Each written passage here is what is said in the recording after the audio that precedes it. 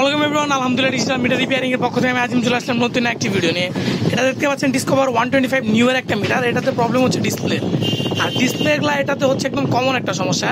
আমি চাইলে এই ডিসপ্লেটা এটাই রিপেয়ার করতে পারবো, কিন্তু আমি এই রিপেয়ারগুলো খুব কম করি।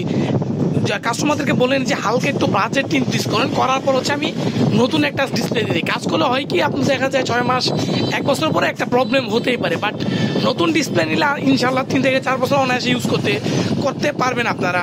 তো আমি এটাতে একটা নতুন ডিসপ্লে লাগাবো, লাগার পর আপনাদেরকে আমি এই ডিসপ্লেটা খোলা অবস্থায় আপনাদেরকে মিটারটা অন করে দেখাচ্ছি, আর কাজটা কেমন হয় অবশ্যই আপনারা জানাবেন।